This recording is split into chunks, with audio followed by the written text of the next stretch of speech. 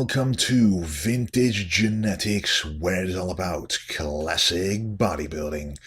So, I've heard a lot of people say both positive and negative things about Arnold, and I wanted to make this video to share you my opinion of the man himself, Arnold Schwarzenegger. You guys probably know he's my favorite bodybuilder of all time, but I will make this video as unbiased as possible, giving you the facts, but also, of course, my opinion. So there are people saying Arnold had the best chest of all time, the best biceps of all time, and also people defending him whenever even somebody like Phil Heath says something negative about him, such as having no legs. But there are also people saying that he simply had a world-class structure and that it was easy for him to put muscle on his frame because he had elite genetics. People say that you can't really get arms or a chest like Arnold's if you don't have the genetics to build muscle in that way. So my personal opinion and take on this is that both sides are partly right, and here's why. As I have seen many videos and footage of Arnold working out, speaking of his mentality and motivation, I realize that his work ethic is second to none.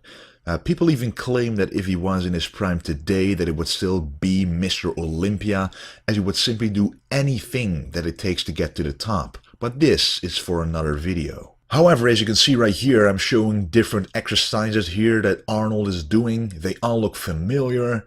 The dumbbell flies, the bent over row, the T-bar row, but they are all different. And to truly understand, you will have to try them out yourself. I have demonstrated the way Arnold performs some of these exercises throughout my own workout videos, for example using the T-bar row with a true full range of motion, the same with the bent over row. The very fact that he executed these exercises in this fashion already speaks volumes of how much he was into perfecting his craft.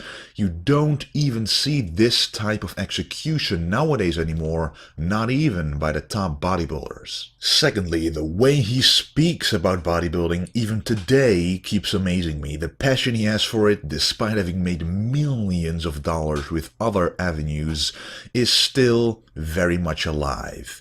He realized back then, and still does, that the art of bodybuilding is just as important, if not more important, than the physique itself. But when you have guys come out one after the next to just go, they barely can get their breath together, and then they hit the shot, and then the stomach hangs out. In the old days, you always had to bring something else to the table in order to be a champion. He also took ballet classes when he was younger in order to get his choreography down and to learn how to use his own body to make his posing as fluent as possible. And trust me, posing as fluently as he did is no easy task. The fact that he makes it look easy actually makes it that much harder to replicate. Nowadays, it is difficult to grasp what bodybuilding is about anymore, despite it stemming from the very era where Arnold is from. He made bodybuilding as famous as it is today. There are so many variations of physical manifestations nowadays that it was almost impossible for a good while to actually witness true bodybuilding, the actual art of one's physique.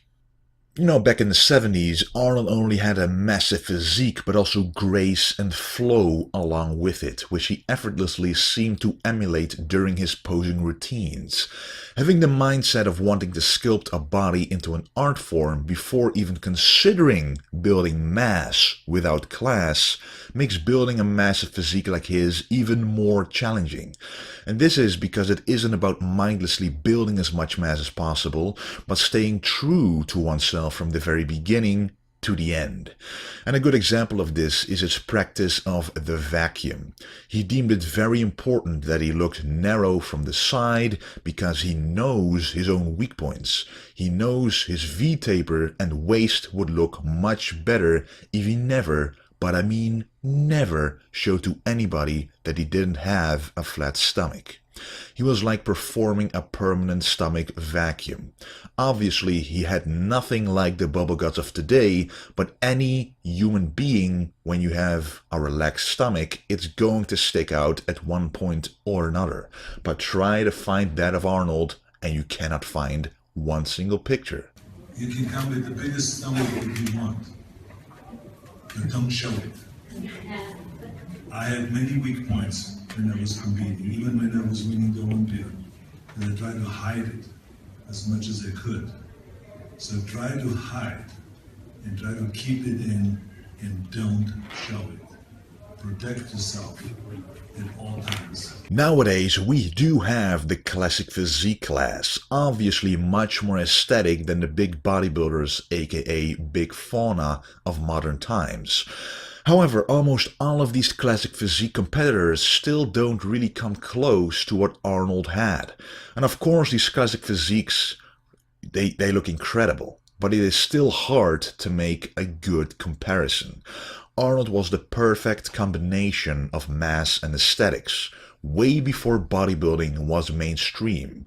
However, he did have certain body parts that stood out from the rest. Despite working every body part multiple times a week and working out for hours on a daily, he still had some weaknesses.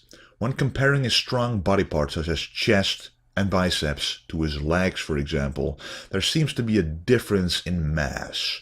Nowadays there are a lot of bodybuilders with legs better than Arnold, but their arms or chest don't even come close. It is safe to say that Arnold had great genetics overall, but especially so for biceps and chest. He has had these developed body parts even before he turned 20, and this is not to say he didn't work incredibly hard for achieving his physique, but if his genetics weren't as good for these body parts, they would not have stood out as much despite working just as hard for them. In summary, Arnold knew exactly what to do and how to train in order to make his physique the best possible artwork he could create. His work ethic is to be commended, and he truly had a passion for not just training, but especially the art form of building one's physique and displaying it at its maximum potential. This is what made him so good and above the rest during his reign. Yes, he also had great genetics, but if it wasn't for his hard work, he would have never achieved what he had in the 70s and what he has today. I hope you enjoyed this video, and thank you guys for watching. And don't forget to stay golden.